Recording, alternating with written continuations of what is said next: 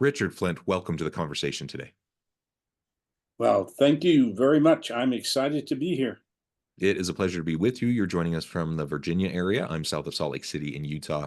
And today we're going to be talking about replacing a search for balance with finding harmony in your life. I really like this idea and this topic. It actually relates really well to the very last interview I did the end of last week, where we talked about much a similar kind of a framing and a way of understanding how we interact with the world that perhaps is a little bit different than I think a lot of people typically think about. We often talk about work-life balance, for example, and that really is the mainstream kind of concept that most people are trying to juggle, and it's really challenging. So we're going to unpack that, explore together why this shift towards harmony might be more effective for most people. And I really look forward to the conversation. As we get started, I wanted to share Richard's bio with everybody. Richard Flint is a powerhouse chairman and CEO of Flint Inc., a highly sought after company that specializes in the transformative training and development of individuals, companies, and associations. With over 35 years of experience in the field of human behavior and development, Richard has cemented himself as a renowned keynote speaker and seminar leader who has addressed more than 200,000 people across the globe each year. Richard is a prolific author, having written 19 books and produced more than 100 plus audio and video learning programs, including being a finalist for the top self-help book of 2005. Richard is a media darling and has made appearances on over 100 radio and TV shows, showcasing his exceptional ability to captivate audiences with his knowledge and insights. He also hosts his acclaimed podcast, Let's Talk Human Behavior, where he shares his extensive knowledge and helps listeners unlock their true potential. I love that. And I could go on. There's so many wonderful things about you and your background and your accomplishments. I'm going to pause there. Anything else you would like to share by way of your background or personal context before we dive on in? John, it's just that I started a crusade 30 plus years ago designed to help people to achieve three things in their life. And I want them to find direction because I find so many people have no direction for their life. It's Mm, like they stand and they look, but they can't find what it is. hmm I want them to find knowledge because without knowledge, you're stuck. And I want them to trust their self and believe in their self enough that they'll take the dream that is within them and use it to sustain a life of growth and development. Yeah, I love that. That's a great way to start things off today. As we get diving into this topic of harmony and how that might be better suited, for how we approach our path towards growth and continual development, as you just mentioned. Let's talk briefly about balance and why perhaps that can be a challenge and not an effective way to frame up our day-to-day kind of challenges of juggling everything that's going on around us. John, it was basic about 15 years ago when people were coming to me and asked me, I love what you talk about, but how do I get more of you? Mm, So I created a private mentoring program for people because what I was finding is that people were trapped in a circle of sameness mm, because of the fact that their life was stuck and it was sort of in pieces around them. And the more and more people came to me, the more and more I understood that what we were teaching people with this concept of work-life balance was really more about disconnect than it was connect. mm, And here's what I came to understand. You and I and everyone who's listening, we live in four rooms. And these four rooms make up our life. You have your business room, which is the largest room in 99% of people's lives. And the number one disconnect in that room is the mental stress that it places on us. I don't know if you've ever had a day when you finish your day, you're just mentally, you're gone yeah, yeah, for sure. and you're worn out. And especially true today. I'm finding more people today under that pressure than I've ever seen it. You have your family room, which is your number one room of emotional stress. Uh, you put people together, and especially in marriage, you find that there's common stresses that are there. Today, it's mostly about finances. It's about trying to figure out what to do with your life and your family ever since COVID, because COVID interrupted things. Hmm. And then you got a social room, which is the room where you're supposed to go to relax. But what I find today in talking to others is that when they go there, they get off on the work room, they get off on the family room. And rather than relaxing, by the time they finished, they're more exhausted than they were before they started. Mm. And then you have your personal room. And this is the room that is missing in 97% of people's lives. The personal room is where you go to be by yourself. If I had a personal room and you came into my personal room, it'd no longer be a personal room, it'd be a social room. Hmm. And we all need that time with ourselves. If I'm disconnected in any of the rooms of my life, I'm going to take that disconnect into the other rooms of my life. And so when I got to working with people through my mentoring program, I began to understand this whole concept of balance cannot be obtained, Mm. because probably your listeners have had this. I have a bad day in my workroom. Things just didn't go right. And I go home and I bring the emotional residue of that room into my family room. Yeah. And even though I say I'm not going to do that, because when I'm disconnected or I'm frustrated or disappointed, I live from my emotions up. If I have had a good day and I come home, I live from my mind down. Now, from my emotions up, I create havoc with other people around me because my conversations are driven by my emotions. Hmm. But if I'm living from my mind down, I'm open to listening. If I'm living from my emotions up, I'm open to hearing. And all I'm hearing are the things that's just going to feed my disappointment. For a human life to have harmony in their life, and harmony is where you find that connection between the business, the family, the social, and the personal room. It's where you share three things: a common purpose, which I find in my counseling doesn't exist with a lot of people anymore; a common agenda, where we're all on the same page; and then a common commitment. But, John, more than just commitment, it's a common commitment with conviction. This is whom we are. This is what we want. This is what we're working toward. And without that, the stress just travels from room to room to room to room. And I don't know if you see what I see, because I travel a lot. But when I'm asked, what do you think is the number one thing people are struggling with today? It's uncertainty. Hmm. And Hmm. that uncertainty is the result of disconnect. And I've seen things on airplanes, I've seen things in airports, I've seen things in business that I never thought that I would see. Because the more stressed I am, the greater my anger. And the greater my anger, the more I react rather than work to resolve, and I work to respond.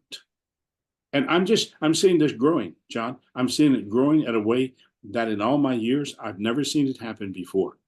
Just the lack of connection in people's lives. And today, balance is not what we're seeking. We should be seeking a sense of harmony where we're together in purpose, agenda, and a commitment with conviction. And perhaps it's what you said just a minute ago, but this heightened uncertainty that we're experiencing, is that the main reason you feel that this is increasing, this disconnect, the emotional challenges, the stress? Um, is it that uncertainty that is just pervasive in the world around us, or what do you think are the causes there? I think it's being caused by the loss of purpose in people's lives. I mean, you're a person who has a purpose. I would imagine that every day you get up and you have a purpose for that day of your life. And that purpose feeds the three most important D's you have to have in your life. Because Purpose feeds your desire. And what I'm finding today is desire in a lot of people's lives is being questioned. What am I doing? Why am I doing this? It feeds your determination. And determination is my motivation. And it's built around a little saying I have. I can because I will, and I am determined. But uncertainty steals that determination. And then that third D is the discipline. Anything you and I want to do with our life, we have to be disciplined. And can I take this one level deeper with you? Mm-hmm. I think in life there are only two foundations that Richard and John can stand on in their life. One foundation is the belief, the trust, and the faith that I have in myself. The other foundation is the doubt, the worry, and the uncertainty that I'm feeling in my life. And I'm seeing people today, John, that used to be really, really strong in their belief, their trust, and their faith in today. And today their life is being rattled. And they're open to doubt, which many of them have never had before. They worry today just because of what's going on from the outside that's putting pressure on them. So when it comes to making a decision, a choice, the foundation you're standing on creates what that decision will be. And what I'm finding today is that the doubt, the worry, and the uncertainty is driving people's lives today. When what is that doing? It's putting more stress on their business room, their family room, their social room. And they've given up on a personal room because every time they go there, they're just filled with so much negative energy in and around their life. And I don't see this letting up, John. In the work I'm doing and in the counseling, I see it growing. Well, yeah, I think the uncertainty in the world around us is growing. One of the things I think the pandemic highlighted was not only the volatility of the world, the uncertainty in the world.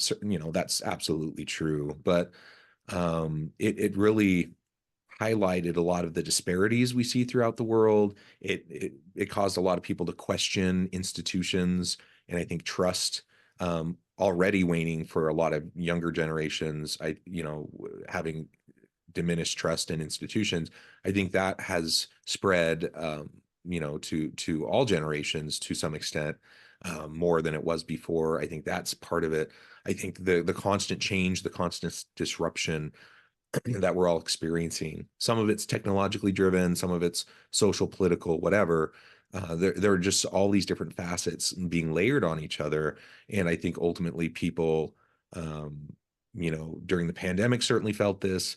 And coming out of the pandemic, though, we still recognize that, yeah, like things are more of a mess than perhaps we thought they were. Like maybe we thought we mostly had our stuff together, and it only took a pandemic to demonstrate that no, like things are incredibly messy, incredibly volatile, and things we used to take for granted, things we just kind of assumed were the way they were because they're supposed to be that way.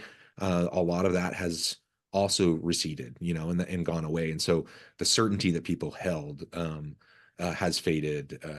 And in some ways, I think there's some healthy components to that. But like you say, we're all social animals. We all need connection. We all need strong emotional and social connections with those around us. And the pandemic also demonstrated how that was lacking for a lot of people. We have a loneliness epidemic in the world, on and on and on. Like there's all these different things we could unpack and talk about. Each of them, I think, contribute to what you're seeing, and it's troubling. As a father of 6 children, I want to see my children thrive and be resilient and face the challenges the world is throwing at them. But I also recognize it's harder for them than it was for me, 20 years ago when I was starting out. You're so right on, John, because the question I get asked so many times when it comes to trust is, what is truth today? Who can you believe? Who's going to talk straight with you? And without trust, there's a crack in our life. I mean, I was doing some promo videos this morning for a group in Asia that I'm going to be speaking for. And one of the things we were talking about in writing the scripts for the videos is, how do we get back to a solid foundation of belief, not only in ourselves, in others? Hmm. How do we learn to trust again? People ask me, if trust is broken, can you rebuild it? No, you can repair it, but man, is that a lot of work. Yeah. And if you don't have the faith, then you look out, you don't step out. And when it comes to change, I ask everybody I work with, I demand that they take the word change out of their life, Mm. and that change, it has an emotional attachment to it. And as we begin to understand that change is made up of three components, there has to be an ending where I have to let go of yesterday. And what I've seen since COVID, people have ran back to yesterday Mm. and they're hiding there. And you have to have an ending. And then you have to have a time of regrouping where you reframe your life. I would imagine your life today is a little different than it was before COVID. I, Sure. Yeah. I'm having to rebuild structures around my life, even in my business. And then once I can start the movement toward improvement through endings, and I slow down, slow my pace down, I take a look at my life from the inside out, I regroup, and I do that around three A's. Where do I need to adapt? What adjustments do I need to make? And how do I align all of this with the life so I can continue to move forward? And then when that happens, I'm ready to not have new beginnings, because I've learned over the years in working with behavior, new beginnings becomes two words that take us back to yesterday. But what I have to learn to do is to begin anew. How do I Mm. start the next chapter in my life? And that's where people are stuck today, John. I spent the last 5 years of my life putting together a leadership program to get people to where they can not stand in their life living from yesterday to today, but how do you learn to live from today to tomorrow? And when I'm fearful and I turn fear into a negative, fear is positive because it can slow you down. But when fear becomes fright, it freezes you in the moment in which you're standing. Mm. And there is such a need out there today to help people to pause, to breathe, to reflect, to look at their life, see if they're living from their emotions up or their mind down. And once again, come back and take control of their life. Yeah, absolutely.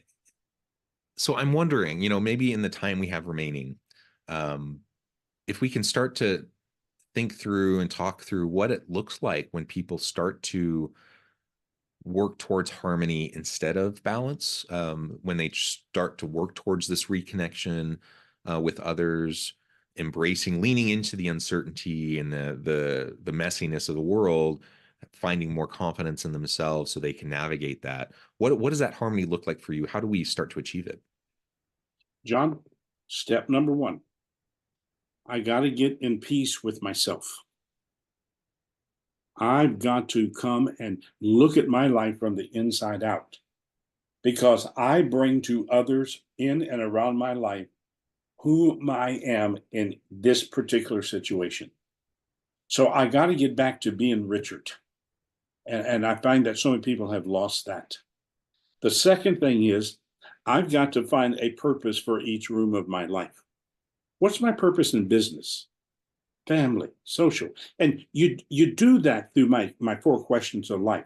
What do I really want for my life? Why do I really want this? And then the challenging questions. What price am I willing to pay to achieve this? And then the ultimate question, what behaviors will I have to improve to get me back in harmony? And then as I've gotten myself back to being me, then I can take that person and I can reconnect with the other people in my life. I am finding so many couples today disconnected.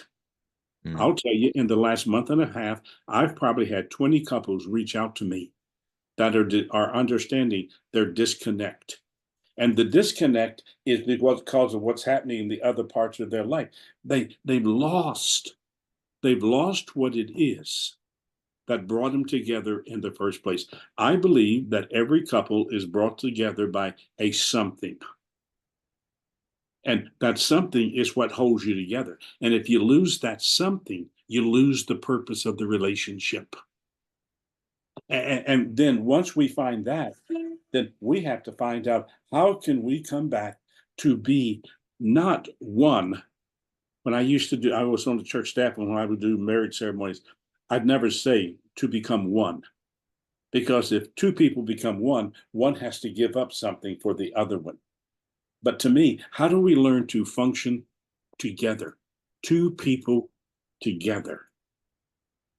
And when I can rebuild that, what I'm rebuilding is I'm rebuilding my belief in myself, in my family, in my life.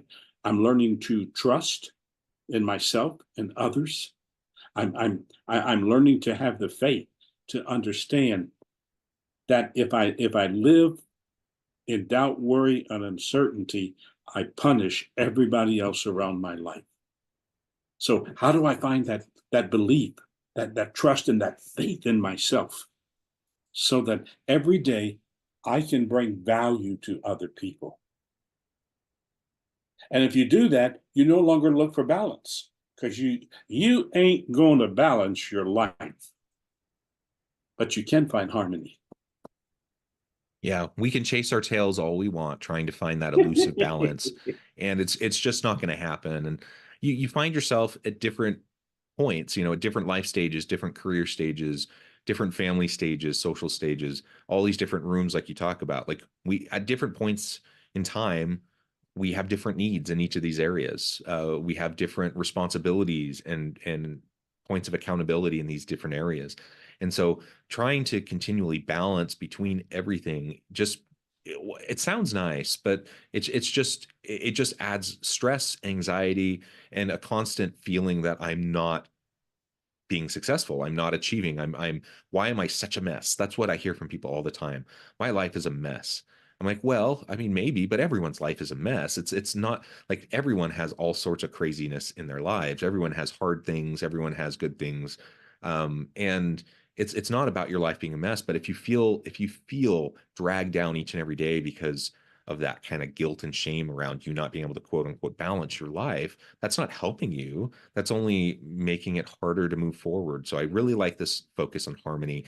You've given us so many really great ideas and strategies on how we can start to develop that. As we start to wrap up today, I just wanted to give you a chance to share with the audience how they can connect with you, find out more about your work, your team, where they can find your books, and then give us a final word on the topic for today. Okay, there are a couple of ways that people can reach me. If you'd like to reach me personally, it's just richard@richardflint.com. And if I've raised questions within you, or something maybe that sparked you that you'd like to maybe go a little deeper with, reach out to me, richard@richardflint.com. I answer every message that's given me. If you're in business right now and your business is struggling, I just released this program I've been working on for 5 years for leadership and for companies and for entrepreneurs. It's called Success House. And there's a website to it, successhouse.co, not com, but co, successhouse.co. And then my website is real simple, richardflint.com. And I'm open. I'm open to helping people. What I do, John, is my ministry. What I do is what God put me on this earth to do. And the one thing people will learn about me, you can't throw anything from any area of life at me that I haven't worked through with at least 100 people. And this is my purpose on this earth. And I want to bring as much value and help as I can to people who are at any stage in their life. And if you want to know more about this harmony thing, go to my website, richardflint.com/books. And my book, The Truth About Stress, and my 19 other books that I've written are there. Take a look at them. I might be just one person that can help you with something you thought no one else could help you with. Yeah. Richard, thank you so much. This has just been a pleasure. I encourage the audience to reach out, get connected, find out more about what Richard can do for you. Check out the book. And as always, I hope everyone can stay healthy and safe, that you can find meaning and purpose at work each and every day.